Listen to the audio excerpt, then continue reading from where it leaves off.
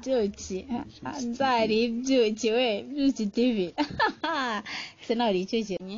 we ni wa mwanya twahariye mama n'abapapa nkabona ndi kumwe na mugenzi wanjye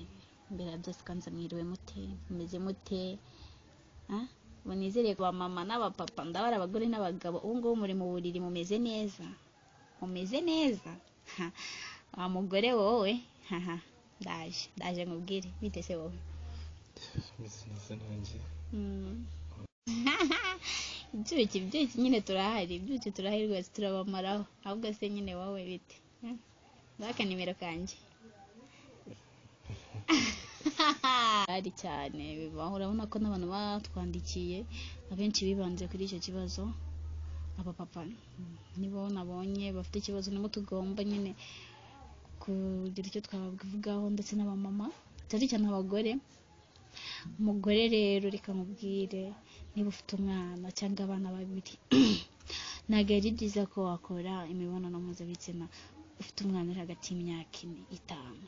5, 6, 7 kuzamura ni bibi cyane uri kwica wa mwana wawe kandi none ntabwo umugabo azajya gufata imbere ngo ayishyire mu gituba cyawe umwana yazamuye akaguru gute umwana azatera akaguru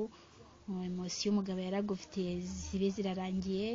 aba atacyongeye kugushaka usanga arahindukiye usanga ari kwimyoza usanga nawe umubyutsi iruhande ugiye korosa wa mwana ugiye kumuryamisha neza oshya managinga amasaha yanyu mu masaha mubona ko abana babangamira ukabanza ugafata umwana ukamuryamisha ikindi nyine ukirinda ko mwaryama ku gitanda ko mwarongoranira ku gitanda mfata akamatera gato kagashyira hasi ku buryo nuza no kujya kuri cya gitanda kitari bukake ngo gikangure wa mwana igihe mugiye mu igikorwa kiba ari cy'abantu babiri iyo hajemo wa gatatu ntabwo biba bimacinga neza oya icyo gihe rero umugabo azababara azakubyuka iruhande ajye gushaka udafite umwana kandi amuhekeya cyangwa se usange n'uwagiye kureba afite umwana ariko abasha ukuntu managinga wa mwana we usanga urugo rwawe rurasenyutse kandi ari wowe ubifitemo uruhare ari wowe yakubashije kumanaginga b'abana bawe ndetse ukanashimisha umugabo wawe bahidawe ku rundi ruhande inama nakubwira wa mudamu we ni ukuri shaka niba umwana wawe yaryamaga saa 2 sibyo tuvuge wenda saa 2 umwana w'imyaka 4 nibwo aryama cyangwa saa 2 n'igice